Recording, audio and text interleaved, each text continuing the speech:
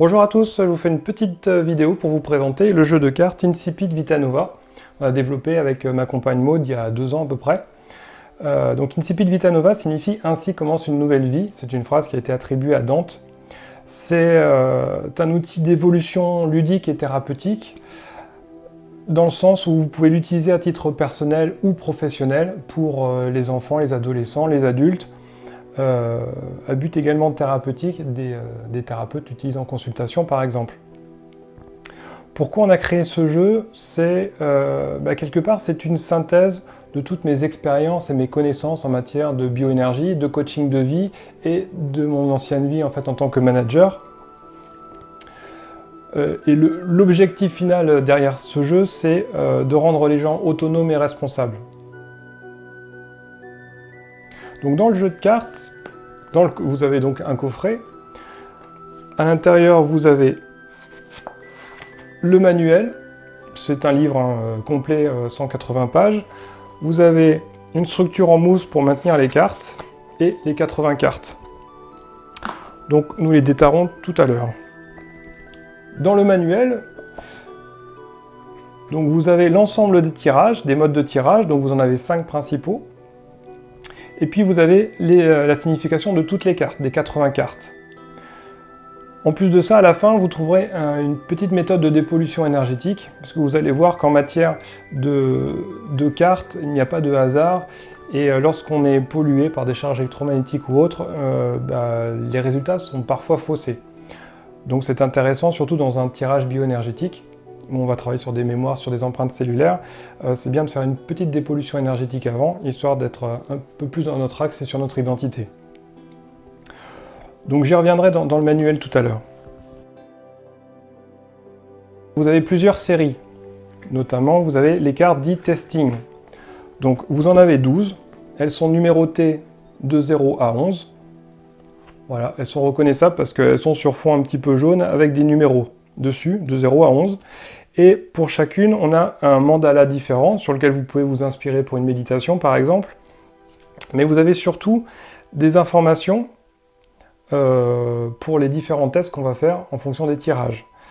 Donc sur la carte 0 par exemple, vous avez perturbation énergétique, sur la carte 1 karmique parallèle, sur la carte 2 transgénérationnelle.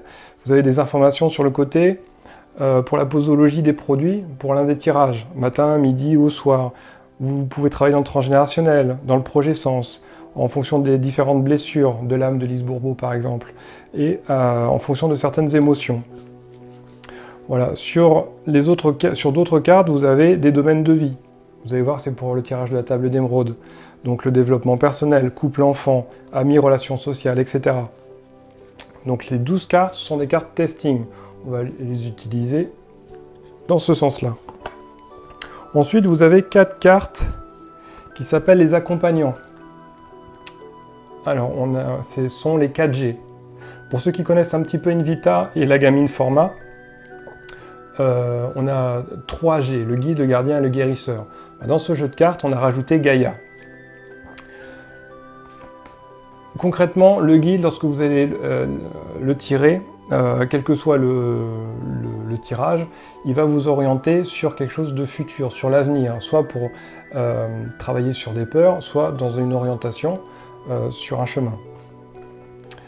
Le gardien, il est plus une temporalité sur le présent, donc on va travailler sur des colères par exemple. Le guérisseur, lui, c'est plus sur le passé. Et Gaïa, c'est plus atemporel. Voilà, donc là vous trouverez toutes les informations dans le manuel, je ne vais pas trop m'étendre dessus. Ensuite, vous avez les cartes Informa. Donc les cartes Informa, ce sont toutes les ressources Informa. Donc vous en avez 48. Et toutes les cartes sont composées de la même manière. C'est-à-dire que vous avez le nom de la ressource, une illustration qu'on a faite avec ma compagne, ce sont des illustrations à la cire. Donc c'est principalement elle qui les a faites. Et dessous, vous avez la petite phrase clé et un triptyque sur fond violet. La phrase clé, par exemple, là, sur la ressource légèreté, c'est « Je lâche les événements négatifs du passé en prenant de la hauteur et de la profondeur, je me déleste du trop-plein ». Voilà, ça permet un rappel rapide de ce que signifie la ressource, de ce qu'elle va apporter. Le triptyque pour la gamine format, pour les ressources, c'est la temporalité, le plan de conscience et le type de mouvement. Donc vous verrez plus en détail dans le manuel ou en fonction des tirages. Ça, c'était pour les cartes Informa. Ensuite, vous avez les cartes Aroma. Donc vous avez 15 cartes qui correspondent à tout Aroma chez Invita. Et donc là, elles se distinguent de la gamme Informa par le fond ici qui est cette fois-ci orange. Donc de la même manière, vous avez le nom de la carte, l'illustration à la cire, la phrase clé et des mots-clés. Là, par exemple, c'est la carte Chakra 4. Chakra 4, la phrase clé, c'est « J'ouvre mon cœur au partage et à l'amour vrai. Je ressens la joie d'être en vie, j'aime. » Les mots-clés, c'est « donner, amour et recevoir ». Donc le chakra 4, effectivement, c'est chakra cardiaque. Et donc ça va travailler dans cette zone-là. D'accord? Donc vous en avez d'autres, un dégagement karmique, purification et harmonie, etc., etc. Donc ça, c'est les 15 cartes Aroma. Ensuite, vous avez une carte qui est un peu particulière, c'est la carte de la table d'émeraude. Donc celle-ci, c'est juste un rappel de ce tirage un peu particulier qui est complexe au départ, parce qu'il y a plusieurs positionnements, et il ne faut pas se tromper dans le positionnement des cartes pour l'interprétation. Et donc on va la mettre sur la table quand on va faire ce tirage-là en guise de rappel. Voilà pour les cartes. Ensuite, sachant que dans le manuel, vous avez l'ensemble des cartes détaillées. Donc non seulement vous avez les phrases clés, le triptyque qui sont aussi sur les cartes, mais vous avez les liens et les décodages de la ressource ou de la carte Aroma. Et vous avez surtout, et ce qui nous intéresse nous, c'est le plan d'action. Au moins concrètement, vous avez la possibilité d'agir en conscience pour changer quelque chose, un comportement. Alors ça peut être des actes psychomagiques ou juste le fait de ranger votre intérieur par exemple. Donc on va beaucoup plus loin que ça, mais c'est pour vous donner un petit peu l'idée. Donc je vous ai dit tout à l'heure, il y en a 5, il y a 5 tirages principaux. Les deux plus complexes, c'est le test complet Invita et le tirage de la table d'émeraude. Ceux-là, on va les voir. Je vais faire des petites vidéos explicatives dessus pour permettre de se familiariser avec ces tirages-là. Rapidement, le test complet Invita, c'est ce que j'appelle le test bioénergétique. Généralement, il s'accompagne d'une prise de produit parce qu'on va travailler sur des empreintes cellulaires. Donc on va tester avec le jeu pas à pas l'âge à laquelle on a enregistré une problématique. Donc ça peut être dans l'enfance, la petite enfance, dans le ventre de la mère, ce qu'on appelle le projet sens, peu de choses près, et dans tout ce qui est lignée transgénérationnelle, ou voire karmique, ou dans les univers parallèles. Peu importe les croyances, on va prendre juste les informations qui sortent. On va voir comment ça résonne en nous actuellement. Donc le test complet Invita, voilà, c'est celui aussi qu'on enseigne en formation, donc pas forcément avec le jeu, mais avec d'autres outils. Mais là, au moins, vous pouvez le faire tout seul. Donc, si vous comprenez bien, c'est vraiment prendre conscience d'une problématique, d'une empreinte cellulaire qui nous perturbe encore maintenant, et de voir comment faire, en fait, pour désactiver cette empreinte et pour être un peu plus sur notre identité, sur notre chemin. Voilà. Le deuxième tirage, c'est le tirage de la table d'émeraude, celui dont je vous parlais un petit peu tout à l'heure. Là, clairement, il n'y a pas de prise de produit, c'est vraiment du coaching pur. C'est ce qu'on appelle la roue de la vie en coaching. Mais j'ai poussé un petit peu ce tirage-là avec les principes cosmiques. Là, je vous oriente vraiment sur le site internet ou dans le manuel pour comprendre de quoi je parle au niveau des principes cosmiques. Mais sinon, vous verrez aussi dans la petite vidéo. Donc le tirage de la table d'émeraude, c'est faire un bilan de votre vie à un instant donné et de voir dans tous les domaines de vie qu'est-ce qui pose problème, comment orienter une action en fonction de certaines ressources, quelle priorité à donner à quelle action, et d'avoir un plan concret d'action en fait, à faire au quotidien. Voilà, donc il est vraiment très très puissant. On fait des ateliers dessus justement pour permettre aux gens de pouvoir le pratiquer eux, mais également pour qu'ils puissent l'enseigner. Et on a des retours assez exceptionnels dessus. Ensuite, le troisième tirage, c'est le tirage méditatif. Ça, généralement, ceux qui ont des jeux de cartes le connaissent. Avant une méditation, on va tirer une carte et on va orienter la méditation en fonction de cette carte. Donc ça peut être en fonction d'une temporalité, d'une ressource, ça peut être en fonction d'un chakra, voilà, ça peut être en fonction d'un plan de conscience, d'un type de mouvement. Voilà, en fonction de la carte tirée, de là ou des cartes tirées d'ailleurs, on va orienter une méditation pour faire ressortir par résonance quelque chose à l'intérieur. Okay, c'est une sorte d'introspection, le fait d'aller voir à l'intérieur le chemin qu'on a à prendre. Voilà, là vous l'avez expliqué aussi dans le manuel, il n'y a pas forcément besoin d'une vidéo pour ça. Le quatrième tirage, c'est la ressource utile, la pensée du jour. Là pareil, pour ceux qui utilisent un petit peu les cartes de développement personnel, voilà, le matin, vous mélangez les cartes, vous prenez une carte et vous orientez en fait vos réflexions dans la journée en fonction de cette carte. Voilà, donc du coup c'est plus de la réflexion dans le sens où on va se confronter à des personnes, des situations, on va se rappeler de la carte qu'on a tirée et on va pouvoir agir en fonction de ça. Donc ça permet d'être vraiment conscient de ce qu'on vit.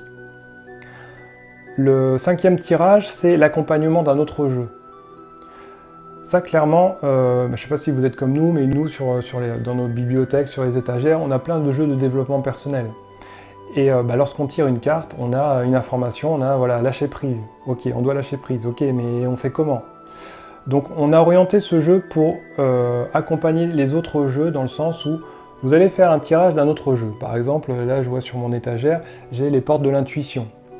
Vous allez tirer une carte des portes de l'intuition. Et puis, une fois que vous avez cette information-là, vous allez faire un tirage dans le jeu Incipit Vita Nova. Et en fonction de la carte tirée, ça va venir appuyer la première carte du premier jeu. Ça va vous accompagner dans un plan d'action. Alors action, réflexion, introspection en fonction du besoin. Mais ça va venir vous renforcer dans la mise en place de quelque chose en fonction de cette première carte tirée. Donc voilà, le tirage méditatif, c'est plus de l'introspection. La pensée du jour, c'est plus de la réflexion. Et l'accompagnement d'un autre jeu, c'est plus de l'action. D'accord ? Donc on a 3 tirages différents en fonction de ce qu'on sent qu'on a besoin de faire en fait. Voilà. Donc ça, c'est les différents tirages. Donc je ne vais pas plus m'étaler que ça dans cette présentation.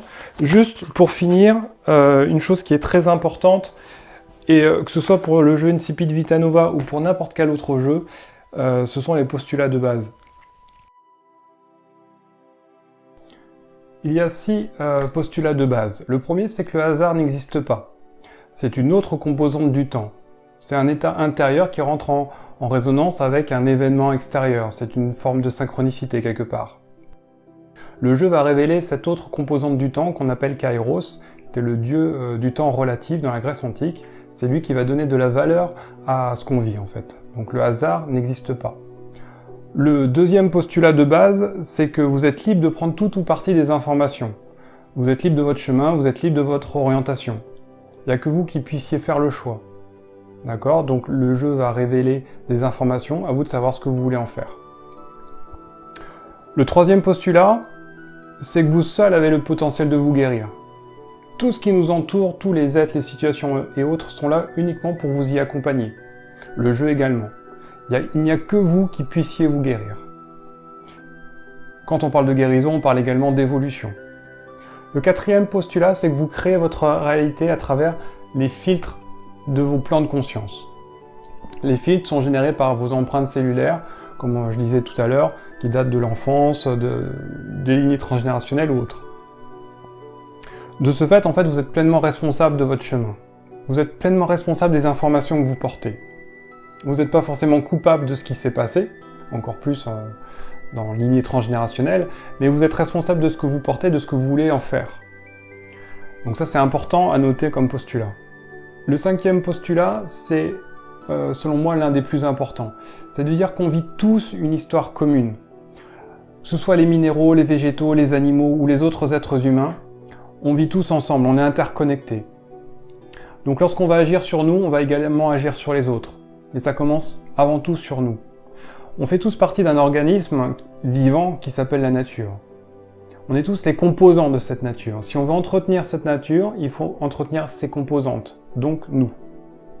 Donc lorsqu'on va agir sur nous, par résonance, on va rayonner et attirer à nous des situations, des événements, des d'autres personnes qui vont rentrer en résonance justement. Le 6e postulat, c'est de dire que l'univers est en perpétuel mouvement. Tout remue, tout vibre, tout bouge. Tout est à réinventer en chaque seconde. Du coup, tout est possible. La seule question à vous poser, c'est quelle est votre réceptivité face au mystère et jusqu'où vous êtes prêt à aller. Jusqu'où vous êtes prêt à aller dans l'élargissement de vos croyances pour contacter un autre domaine des possibles, un autre champ d'action.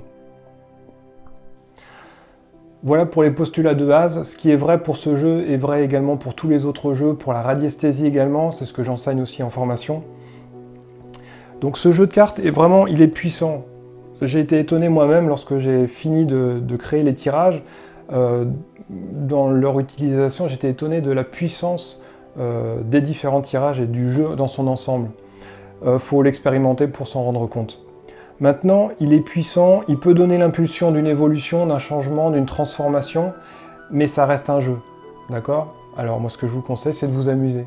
Merci à tous, au revoir.